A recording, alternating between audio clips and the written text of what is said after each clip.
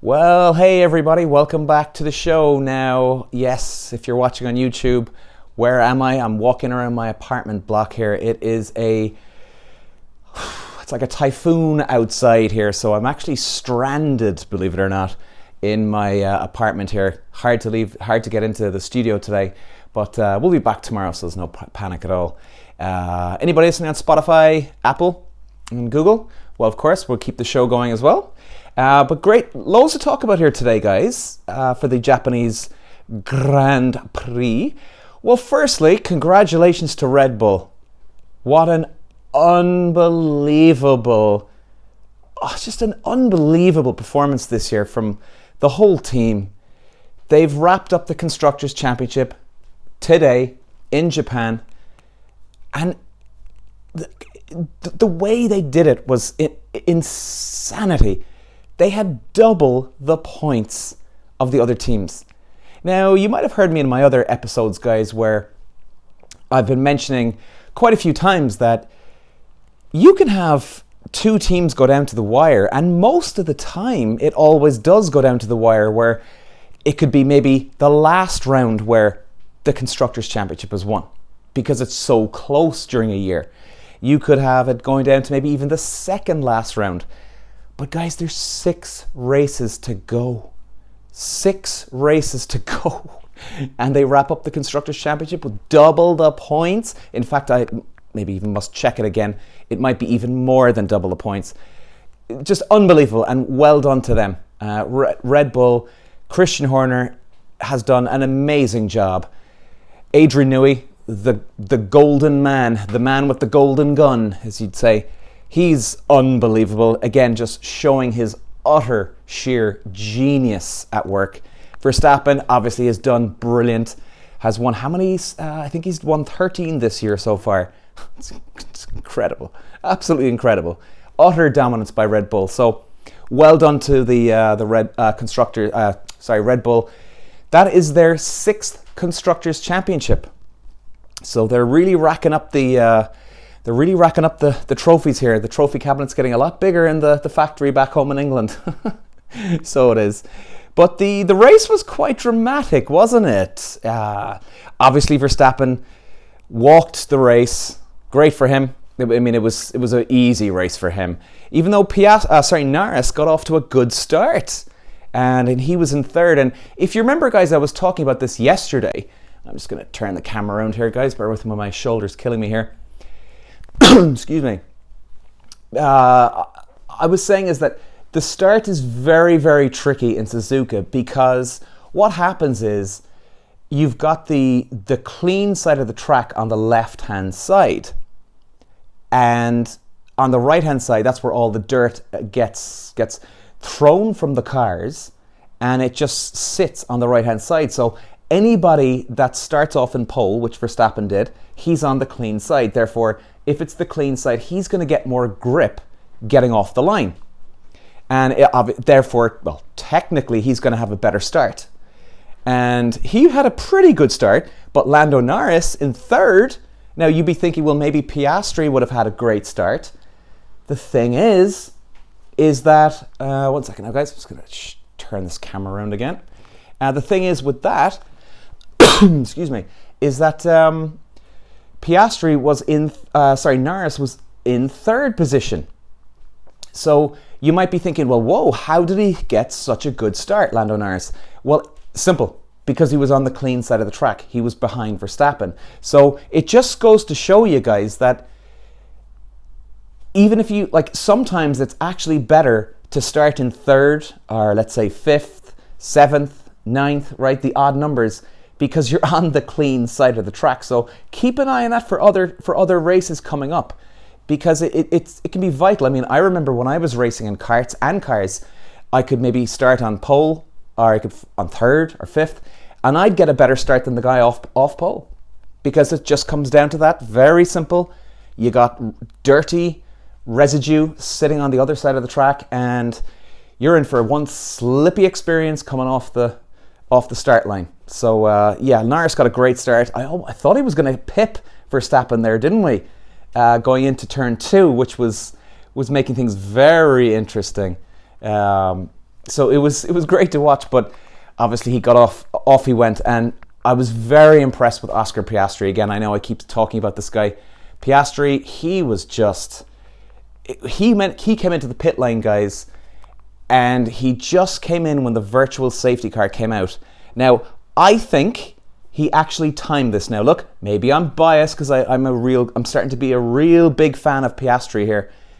I think he actually timed it very, very well. He went, okay, virtual car coming in, right, let's have this. We're coming in, let's do a tire change. So he actually, as they say on Sky Sports, they call it a free pit stop, which really I would agree with them. It is a free pit stop because, yes, he's losing places when he comes into the pit lane.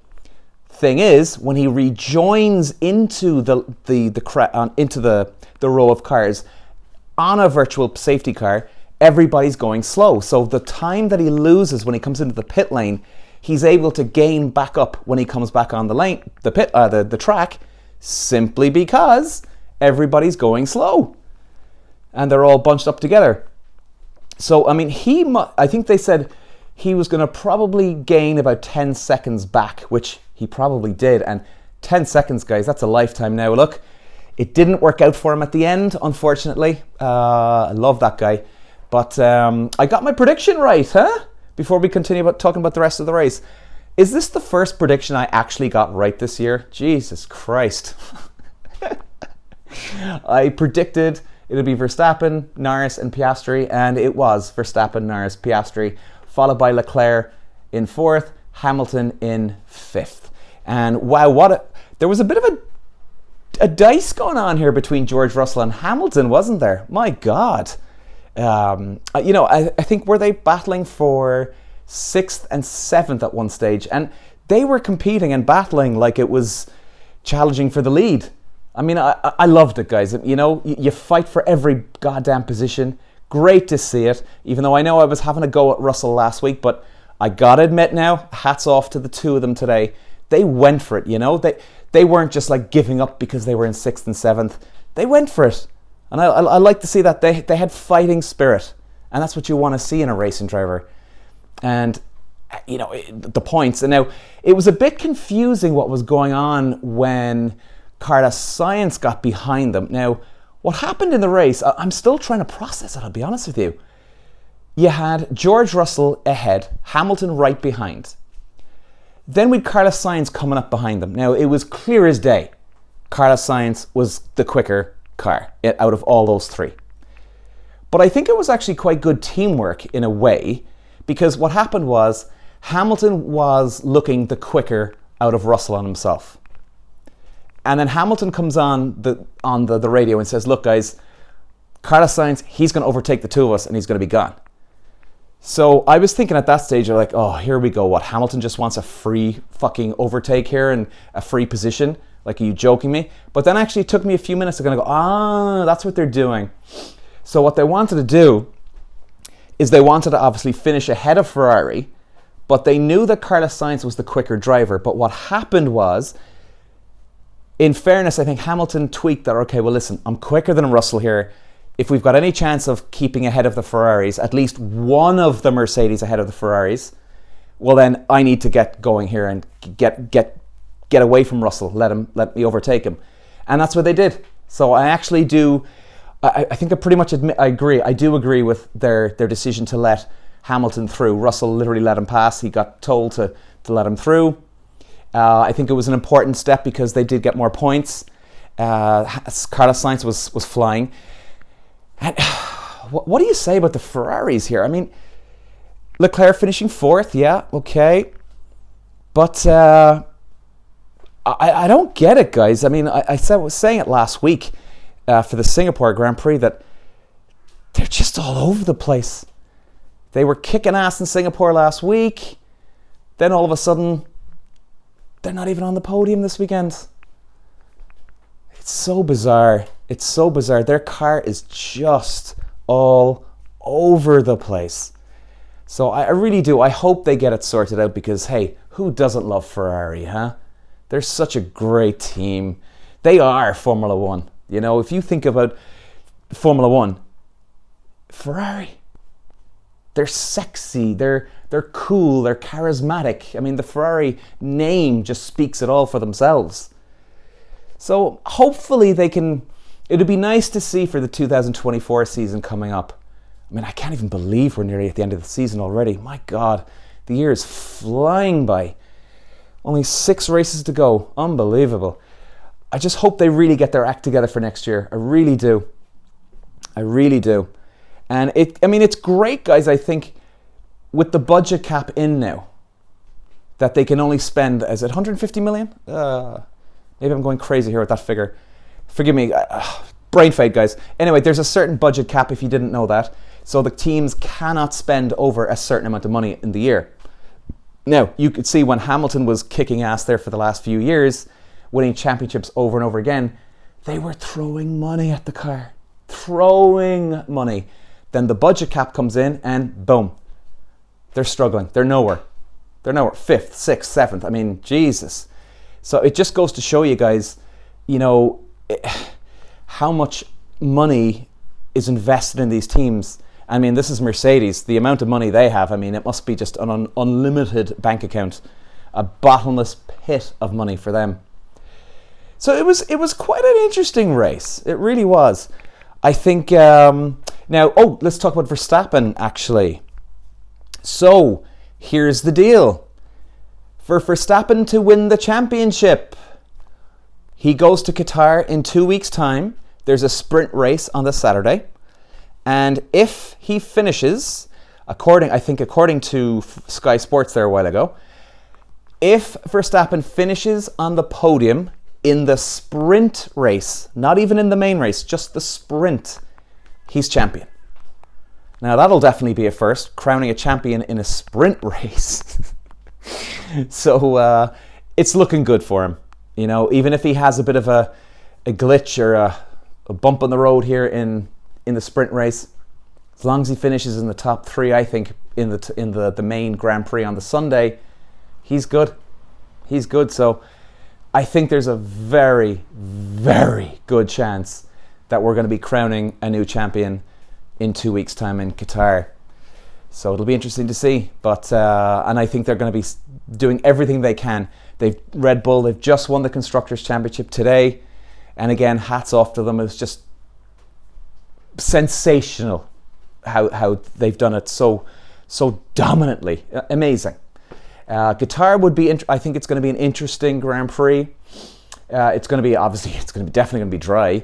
The heat's going to will play a factor too. I think Verstappen's going to go well there. Their car does very well in the heat. And that's very important, guys, too, because when you look at car setup, you can have a car that goes very, very well for, let's say you have a 50-lap race, a 50-lap Grand Prix. If the heat is too much for a certain car, their car can go really well for 10 to 20 laps. But then if the tires start overheating or the engine starts overheating or God forbid, it just gets too much for the car can start going slower. So it'll be interesting in that kind of heat to see, with quite a few updates now on the cars these days. So even if you have an update, guys, it doesn't mean that everything's working perfectly. I mean, look at even McLaren.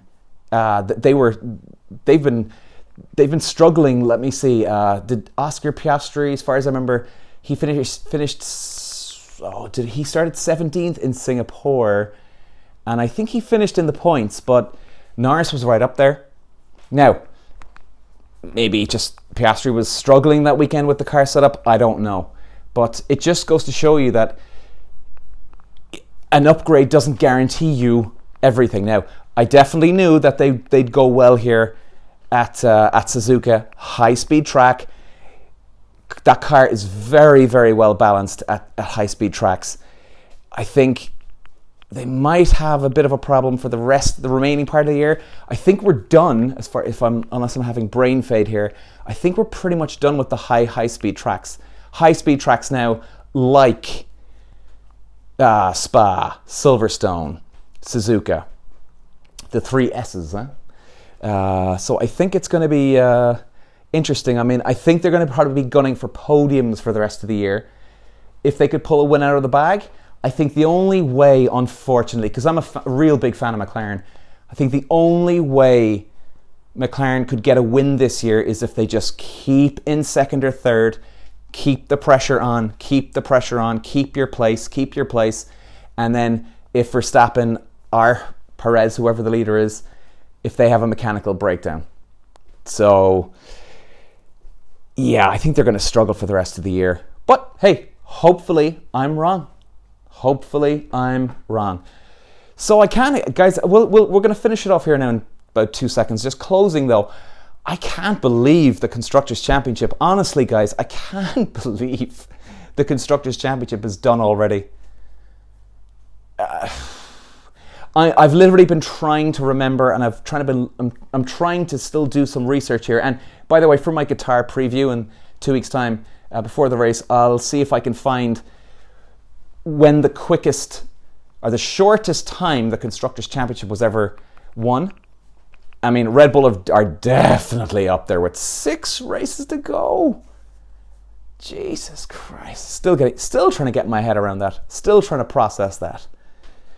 So, I mean, utter dominance. Brilliant. Well deserved. They've just every box they're ticking. Their professionalism. Brilliant. Well done. What can you say to Red Bull? What can you say? I'd like to see Alonso. I don't know what's going on with Alonso this year, man. I think if you're following Formula 1 this year, guys, he was doing very well at the start of the year. But unfortunately, they're running out of slow speed tracks. Like they did all right at Hungary. They did very well at Monaco. They qualified second, but they didn't win the race.